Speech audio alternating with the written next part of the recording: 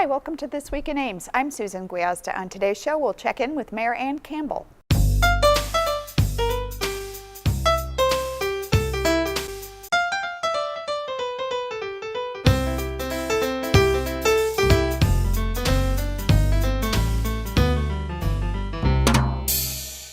My guest today is Mayor Ann Campbell. Mayor, welcome to the show. Thank you, Susan. Well, it's a new year, and we started out the year with a new council. Can you tell me a little bit about how that transition has gone so far? Well, so far we have not had a meeting yet, but we are looking forward to one coming up. We did spend all day Saturday with a council retreat with a facilitator talking about the new council and the mechanics of working together. I have tremendous admiration for people who have run for council and have gone through a very intense orientation. It is a big learning curve, and they've been willing to devote an inordinate amount of time just to going around and touring city facilities. I believe they spent at least half days or more than half days with the city manager and department heads. I was involved in some of them. And then last time we spent all day together just as a group working together with a facilitator. And this turnover is really different. It's sort of historic in the sense that it's very large. It's a large group of people. It's extremely large. I believe it's unprecedented, and it is brought about for a variety of reasons, but certainly one of them being the tremendous reconfiguration of the wards as a result of the census and reapportionment. As you know, reapportionment takes place mechanically almost. Wards have to be within legislative districts. Those lines are drawn outside of our purview, and then within the city, it has to accommodate where the growth has taken place. So frankly, I have difficulty remembering where the new ward lines are now. I used to have it pretty well in line. But well, just to give a little history, the census you're referring to is, of course, the 2010 census, at which we almost hit 60,000. It was a really we had really encouraging growth in the area, and we have had every census since the census was taken. The wards, I think, just to remind our viewers, 4 wards in the city of Ames with 2 at-large positions, and then, of course, the mayor. And at this new orientation, we had 4 new people. Well, we did. And one thing to keep in mind, I keep this in mind because I visit with other mayors and city people around the state who say, oh, ours didn't change that much. Certainly, Iowa State University population is one of the factors in driving our apple cart upset in wards and the growth of new living quarters to the west, on the west side of Ames and so on. So that's one of it. We had the unique situation of 2 wards having sitting council members merged. And I don't recall that ever having happened. So it impacted this election, but it's going to impact the next election too, because we, of course, have 4-year terms. However, in order to get us back in sync, 2 of the people that were elected this time, namely Tim Garton and Chris Nelson, will have to run again in 2 years rather than 4 years. So if they have a good time. If they have a good time and like us. So again, a very different, we have 4 new people to City Council, and that certainly changes the dynamics. You said you sense that it's going very well. Well, we did have, I think, a very good and very honest and forthright all-day Saturday meeting. This year we're going to spend 2 Saturdays before we ever meet as a council looking at where we are going for the next 2 years, the next one we will be looking at goal setting. Just what are the things, what do we have going for us in Ames? What are our opportunities? What are our concerns? And within that, how do we fit charting where we want to go, taking input from the public on that, and so what do we want to do next? Really important issues and topics of discussion. It's always interesting to see the council come up with their goals, the things that they want to focus on. There's so many things out there that people feel very strongly about, and to really concentrate those down to the list, and it gets down to just a list. It does get down to a list, which has then a lot of tasks that go along with it. And this year, again, is going to be unique. On one hand, we have more people than ever that have come to the council, that have been out knocking on doors and hearing what the people are asking for and the concerns they have.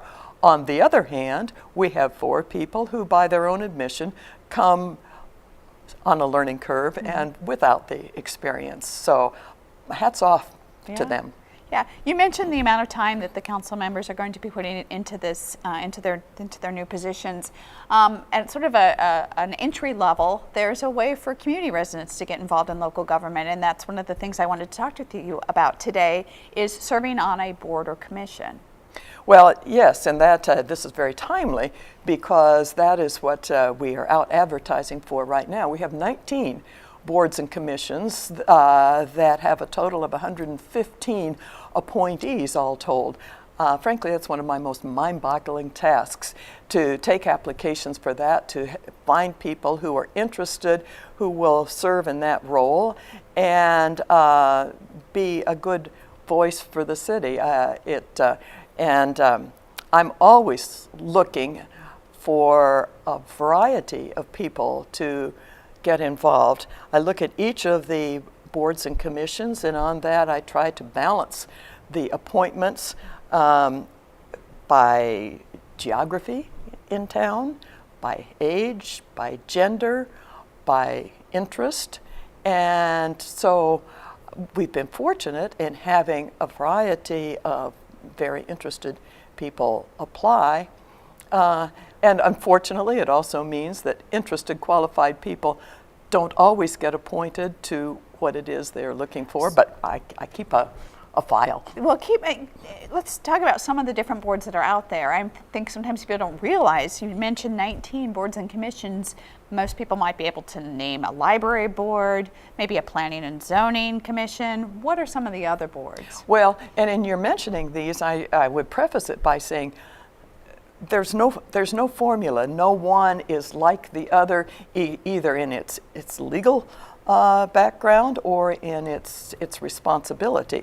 We have, for example, boards and commissions that are purely advisory. Their job is to do a very thorough job of hearing issues and asking some of the hard questions, weeding things out before it comes to ultimately a decision that's made by City Council. I think in that Planning and Zoning Commission, for example, Parks and Recreation Commission does just that. So they basically are a very important filter process, if you will, to hear the public and give advice. Then there are others, such as the Zoning Board of Adjustment, which is not a link to City Council. It's a quasi-judicial run. So, for example, if you want a variance in your front yard setback to add a new porch to your house, you would, and it is not provided for in code, you would come to the Zoning Board of Adjustment. And if you were displeased with the outcome there, your avenue of appeal is to the court system. It is not to the council. So we've got that quasi-judicial one. The library board you mentioned, that's a good, yet another unique board that has some regulations by state law, and thus fits in a world unto itself.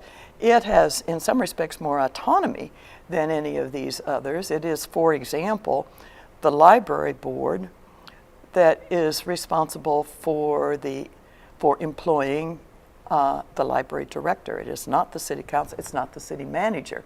Every other department head and employee is directly, with the exception of the city attorney, is directly responsible to the city manager. And yet the library director reports to her board.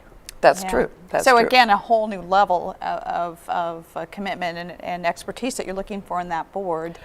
Well, and actually, there's one other that I ought to mention in it. It's unique status in Ames, but I think a unique status nationally, and that is the Transit Board, which the Transit Board is made up of university administration, City of Ames administration, an appointee, which I'm, by the way, looking for right now, an appointee from the public at large, and government of the student body.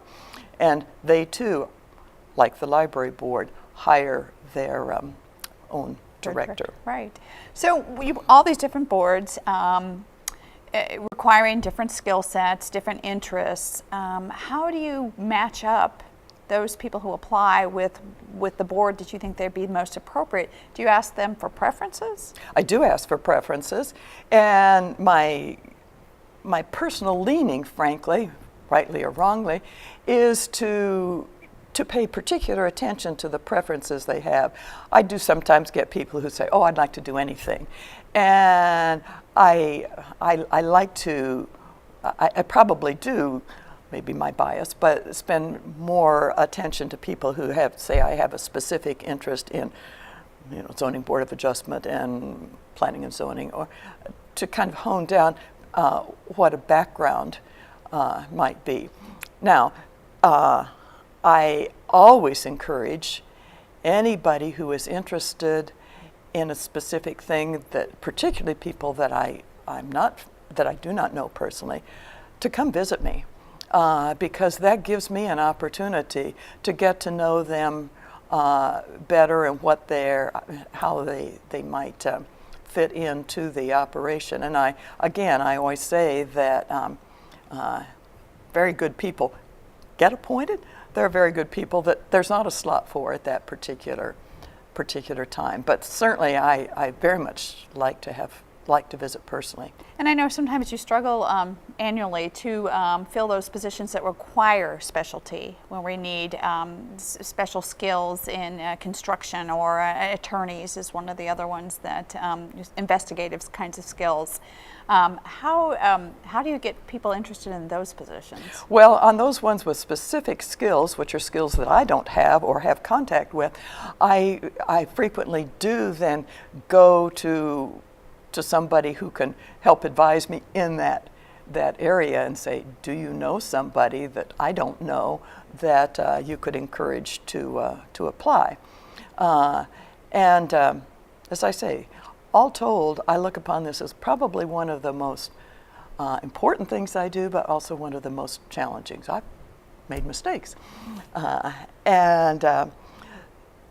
Another thing I'd like to point out is that a few years ago, what we did was try to synchronize all of these. We had some boards that were 5 years, so we had some that were 3 years. We had a whole variety of things, and that was more than I could get my arms around. And so we have put by ordinance that they are, by and large, unless there are extenuating circumstances, they are by and large 3-year terms eligible for reappointment. So that brings me to looking at what we've got on our plate right now. As you know, we are taking applications at this point, which are due, I believe, February 7th. February 7th. 5 p.m. on that Friday. Right. And so we are sending out this week letters to incumbents asking if they are interested in a second term. We do have this year a number of incumbents, and so after I hear back from them, that will tell me how many genuine open spots there are. And applying for a board or commission seat has really been streamlined. It's very easy now. You take the applications online at our website, cityofames.org, look under our government, and you can find boards and commissions. It's also nice as there's a description of each of the board and commission, and it says when they meet. And again, these are all meeting at different times and days of the week, typically monthly. That's correct. And also for people who are not computer savvy, we have paper applications that are available, I believe, at the library, and they're certainly available in the city clerk's office. So you can call up and we'll send one out in the mail to you. Exactly. Absolutely. Well, it sounds like you're looking for a lot of good people, and we know this is a community filled with good people who have good intentions and good hearts and want to get involved. So I hope that you get a lot of applications.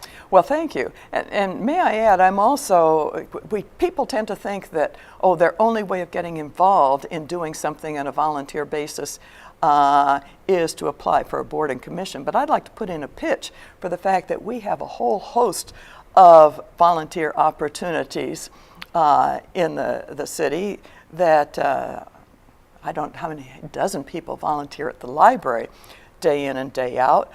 We have, I believe, 10 or 11 people volunteering at the kiosk down here as you come to City Hall. The police department, records department has volunteers. And so that's another way to get involved. But I think any of these are certainly ones that are extremely important to the city, make it possible for us to do our business. Well, thank you, Mayor, for stopping by and sharing that opportunity with us. I certainly, again, hope that you get plenty of applications, and again, I hope you've maybe spurred some interest in other volunteer opportunities as well. Well, thank you very much. So if you're interested in applying to be on a board or commission, you just need to be an Ames resident. And again, you can go on our website at cityofames.org, look under Our Government for boards and commissions, and click on the link. You can also request an application by mail by calling the clerk's office at 239-5101. Or if you want to see how the boards and commissions meetings are run, go to cityofames.org and check on Channel 12. Well, that's our show for today. Thanks for watching, and tune in next week for This Week in Ames.